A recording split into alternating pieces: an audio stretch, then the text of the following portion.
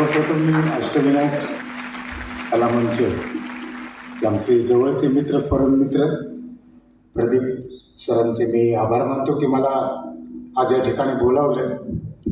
तुम्ही मला टी व्हीच्या माध्यमातून पाहता, पण झी मराठीवर हास्य सम्राटमध्ये मी होतो. चला हवे उद्या, कॉमेडीची बुलेट ट्रेन, हे तर काहीच नाही. असंख्य टेलिव्हिजनच्या माध्यमातून कार्यक्रमातून मी तुमच्या घर बसल्या तुम्हाला हसवण्याचा प्रयत्न करतो. मी सगळ्या चॅनलवर लोकांना दिसतो, फक्त एकच चॅनल असा आहे ज्यावर मी येत नाही, डिस्कवरी. फार बरं वाटतं. काही विनोद असे असतात लोकांना पटकन कळतात, आणि काही विनोद असे असतात लोकांना उशिरा कळतात, आणि काही विनोद असे असतात लोक घरी गेल्यानंतर हसतात, आणि काही विनोद असे असतात लोक सकाळी आठवून बाथरूम मध्ये एकटेच उघडे लागले असतात.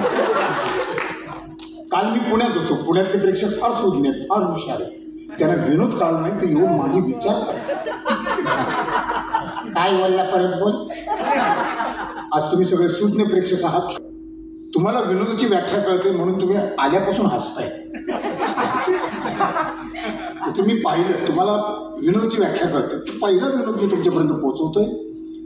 हा विनोद मी जिथे जिथे लोकांना ऐकवला, ज्या ज्या कार्यक्रमात ऐकवलाय, काही लोकांना कळालाय, काहींना नाही कळालाय, पण बघूया तुम्हा लोकांना कळतो का. दादा कोंडके आणि निळू फुले चुकून एकदा बायकांच्या पार्टीत गेले, आणि बायकांच्या पार्टीत गेल्यानंतर दादांना पहिल्यांदा कळलं की बायकांची पण एक पार्टी असते ज्याला म्हणतात किटी पार्टी. त्या किटी पार्टीमध्ये दादा कोंडके निळू फुले दोघं गेल्यानंतर एका सुंदर बाईला पाहिल्यावर दादा कोंडके सवयीप्रमाणे निळू भाऊंना म्हणाले, निळू भाऊ, या बाईच्या कानामध्ये जे झुमके आहेत ना, झुमके याच्या मायला ते कुणी दिली माहित आहे? मी दिलं मी. आणि या बाईने जी नाकामध्ये नळ घातली, हो या मायला ते कुणी दिली माहित आहे? आणि या बाईने जी अंगावर कोरी करकरी साडी नेसलीला, या मायला ती कुणी दिली माहित आहे? मी दिली मी. दादांचं बोलणं झाल्यानंतर निळू भाऊ दादांना हळूच म्हणाले, पण दादा तुला हे माहिती का, या बाईच्या हातामध्ये जे मुलं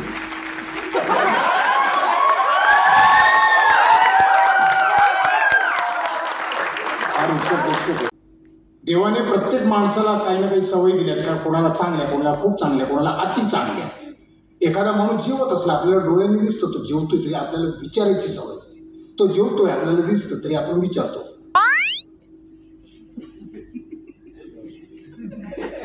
काय जेवतोय काय, जेवतोय.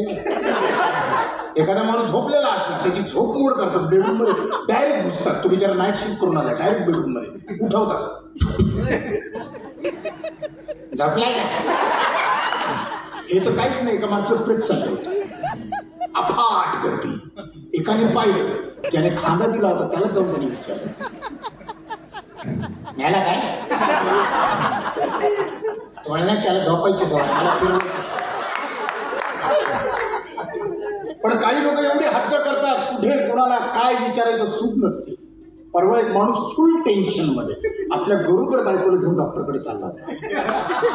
अचानक त्याच्या मित्राने पाहिलं आणि विचारलं, वहिनी काय आहे. फुटबॉल गेला.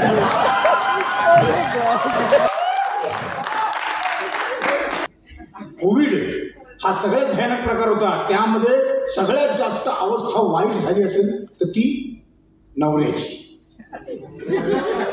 नवरा सगळ्या गोष्टी घर बसल्या शिकला, भांडी घासणं, कपडे धुणं, लादी पुसणं, सगळं. आता एवढे महिने कोविड मध्ये नवरा काय करणार, कोपऱ्यामध्ये बसलाय खुर्ची टाकून हॉलमध्ये, आणि बायको चक्र मारते बेडरूम मध्ये, हॉलमध्ये, किचन मध्ये, गॅलरीत हॉलमध्ये, आणि नवरा बिचारा आणि बायको येतं जात त्याच्याकडे बघते आणि रागाने म्हणाली, मेला कधी जाईल हा रूम. नवऱ्याला कळलं कोणाला. आणि नवरे बायकोला एवढे छळाला त्रासले होते, एवढे कंटाळले होते. एका नवऱ्याने आपल्या सासऱ्याला फोन केला, हॅलो हा बोला बोला जाऊ काय बोलतो काय बोला तुझ्या आईला कसली पोरगी केली हो काय झालं काय झालं त्या आईला घरातली सगळी कामं करायला होते मला त्याच्यासाठी लग्न केलं का मी काय झालं काय झालं त्या आईला जेव्हा बघा ते भांडी घाल 24 तास भांडी घासायला लावतो तिला कधी सांगतो कधी सांगतो माझी भांडी घासून झाली की सांगतो. कोविडच्या काळामध्ये सगळ्यात महत्वाचं म्हणजे प्रत्येक माणूस डॉक्टर झाला होता. प्रत्येक माणूस सल्ला द्यायचा. हे बघ काढा पी काढा अद्रक टाक मिरची टाक लवंगी टाक मसाला टाक घे धापा काढा पी. आणि काही लोक तर वाफ घे वाफ एका माणसाने हात घेतली कोरोनाला चढली.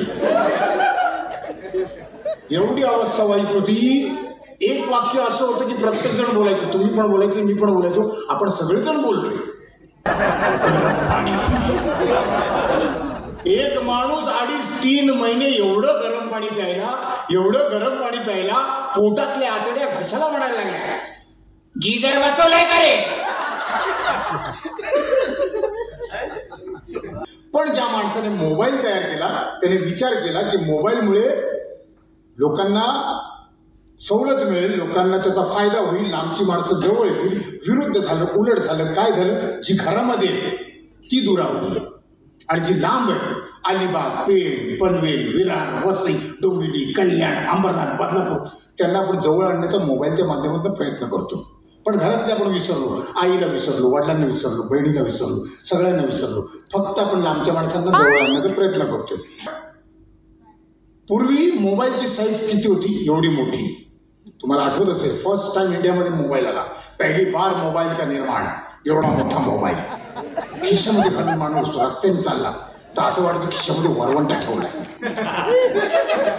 आता जितका मोठा माणूस तितका छोटा मोबाईल जितका छोटा माणूस तितका मोठा मोबाईल. मोबाईलची साईज कधी पण बदलते. आता मध्यंतरी मी पाहिलं टॅग काही वर्षानंतर निघतील पाट्या डोक्यावर घेऊन फिरतील. पण मोबाईल ज्या माणसाने तयार केला त्याने हाच विचार केला होता की लोकांना फायदा होईल. पण मोबाईलचा फायदा सगळ्यात जास्त कोणाला झाला. जर तुम्हाला पटलं तर तुमच्याकडून टाळ्यांची अपेक्षा कारण माझं ऑब्झर्वेशन आहे. मोबाईलचा फायदा कोणाला झाला. मोबाईलचा फायदा झाला बॉयफ्रेंड आणि गर्लफ्रेंड. हे दिवसभर बोलतात बसमध्ये रिक्षामध्ये क्लासमध्ये कॉलेजमध्ये नाट्यावर गल्लीमध्ये कोपच्यामध्ये जिथे जागा मिळेल तिथे. रात्री 2 वाजता एक बॉयफ्रेंड गल्लीमध्ये आमच्या गल्लीमध्ये मी जिथे राहतो मी डोंबिवलीत राहतो. आमच्या डोंबिवलीमध्ये एक गल्ली मी ज्या ठिकाणी राहतो त्या गल्लीमध्ये एक बॉयफ्रेंड त्याच गल्लीत राहणारा रात्री 2 वाजता आपल्या गर्लफ्रेंडशी बोलतोय. आणि तो इकडे तिकडे बघतो मला कोणी बघतोय का कारण तो त्याच येत नाही. भीतोय की कोणी बघतोय का. कुणी बघत नाही. कुत्रा बघतो त्याला. कुत्रा बघतो त्याच्या जवळ येतो त्याचा वास घेतो त्याला चाकतो.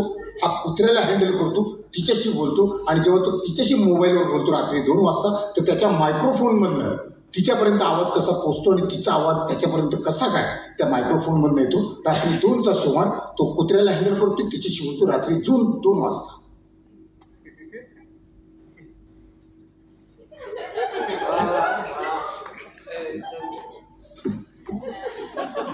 चल ना आयटम बरोबर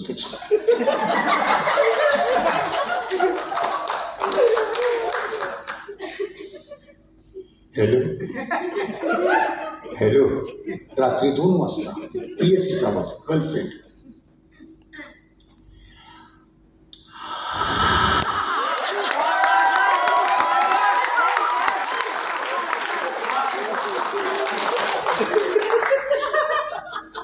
बोलला कसा आहे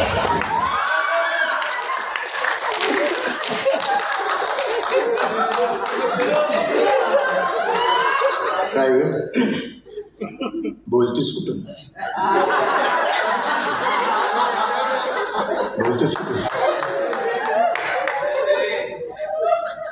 कठोर म्हणजे कठोर.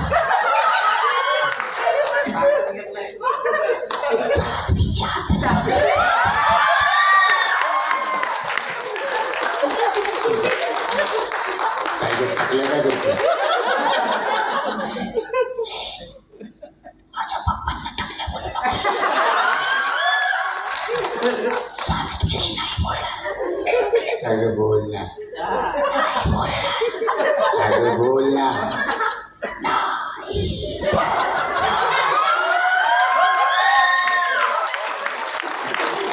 ठीक आहे, नको बोलू.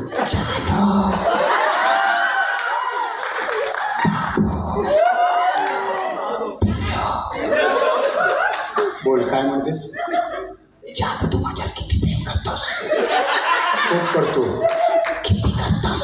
खूप करतो. किती करतोस? खूप करतो. माझ्यासाठी काय करशील? काय पण, काय पण, काय पण, काय पण.